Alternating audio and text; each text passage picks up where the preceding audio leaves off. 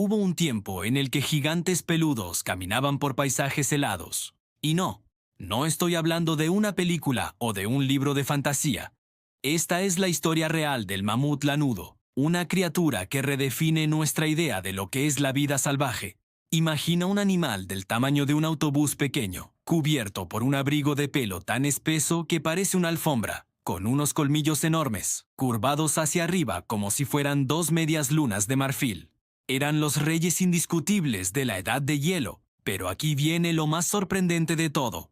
Los mamuts lanudos casi convivieron con los seres humanos modernos, tal y como los conocemos. De hecho, algunos todavía existían cuando las pirámides de Egipto ya se estaban construyendo. Piénsalo por un segundo.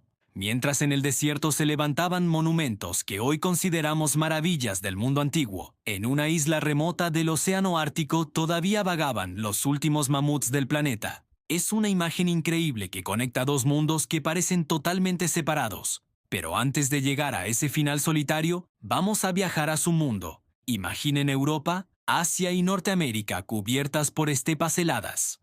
No eran los desiertos de hielo sin vida que podrías pensar. Eran auténticos safaris congelados, llenos de vida. Allí campaban bisontes esteparios gigantes, rinocerontes lanudos con cuernos del tamaño de espadas, osos de las cavernas más grandes que un oso grizzly actual, leones enormes sin melena. Y por encima de todos ellos, el rey, el mamut lanudo. Su cuerpo era una obra maestra de la evolución, una máquina perfectamente diseñada para sobrevivir a temperaturas bajo cero. Su pelaje no era una simple capa de pelo. Tenía un sistema de doble protección térmica, una lana interna muy densa, corta y aislante, que mantenía el calor corporal, y una capa externa de pelo larguísimo, de hasta 1 metro de longitud, que actuaba como una cortina contra el viento y la nieve. Sus orejas eran pequeñas y estaban cubiertas de pelo, precisamente para no perder calor por ellas, a diferencia de sus primos los elefantes africanos, que usan sus grandes orejas para refrescarse. Su trompa, además de ser increíblemente sensible y versátil como la de los elefantes actuales, tenía músculos extremadamente potentes. Con ella podían apartar la nieve para buscar hierbas y líquenes ocultos debajo, beber agua e incluso comunicarse. Y en su espalda tenían una joroba de grasa, muy parecida a la de los camellos, que les servía como reserva de energía para los duros inviernos. Durante mucho tiempo, la cultura popular nos ha pintado a los mamuts como bestias lentas, torpes y solitarias. La realidad, sin embargo, era muy diferente y mucho más fascinante. Gracias a los fósiles increíblemente bien conservados que hemos encontrado en el permafrost de Siberia, como crías casi intactas, sabemos que eran animales muy sociales. Vivían en grupos familiares liderados por una hembra matriarca, igual que los elefantes modernos. Tenían estructuras sociales complejas, cuidaban de sus crías con una dedicación enorme y probablemente sentían el duelo por sus muertos. Hay teorías que sugieren que, al igual que sus primos actuales, los mamuts regresaban a los lugares donde habían muerto miembros de su manada, tocando los huesos con sus trompas en una especie de ritual de recuerdo. Cada vez que ves a un elefante hoy, estás viendo un eco vivo. Un pariente cercano que comparte con el mamut un ancestro común de hace millones de años. Son el legado más cercano que tenemos de aquellos gigantes glaciales. Y entonces, llegamos al gran misterio. ¿Qué los llevó a la extinción?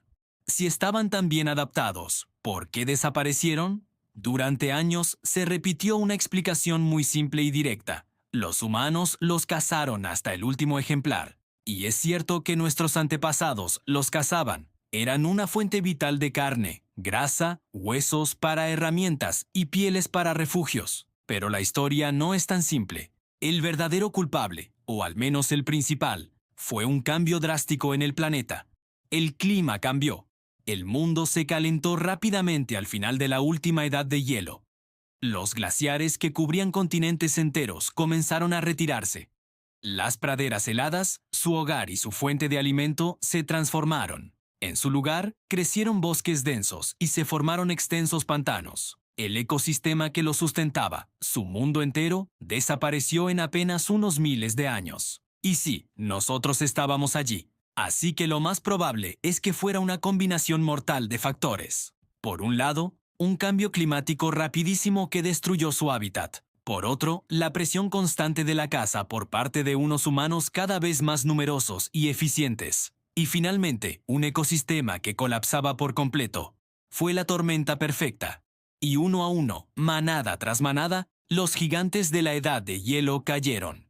Pero la historia tiene un último capítulo, uno que parece sacado de una novela. La mayoría de los mamuts continentales desaparecieron hace unos 10.000 años. Sin embargo, una pequeña población logró sobrevivir durante miles de años más en un lugar remoto, la isla de Wrangel, en el Océano Ártico.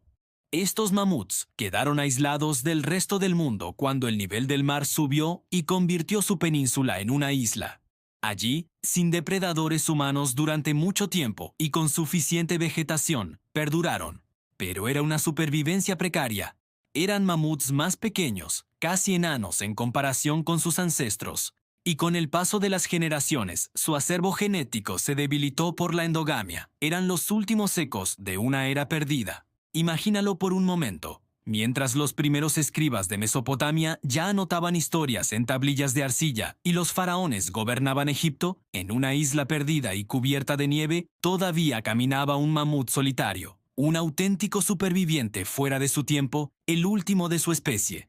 Los últimos mamuts de la isla de Wrangel se extinguieron hace solo 4.000 años, y esto nos lleva al presente, y a una pregunta que parece de ciencia ficción. ¿Volverán los mamuts? Hoy, algunos científicos han planteado algo que era impensable hace unas décadas. Usar ADN antiguo, perfectamente conservado en el hielo de Siberia, para resucitar al mamut.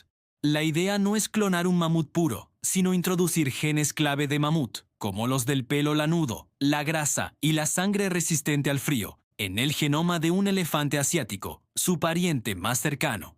El objetivo sería crear un híbrido, un mamut elefante, que pueda vivir en climas fríos. No es una fantasía.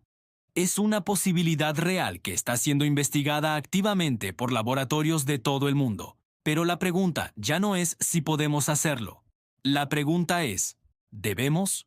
¿Tenemos derecho a traer de vuelta a una especie que se extinguió? ¿Y a qué mundo la traeríamos? Y por eso, en el próximo episodio vamos a ir un paso más allá, porque el mamut no fue el único gigante sorprendente de la edad de hielo.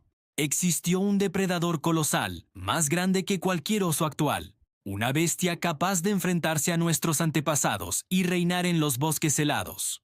Un carnívoro que, literalmente, hacía temblar la tierra cuando caminaba.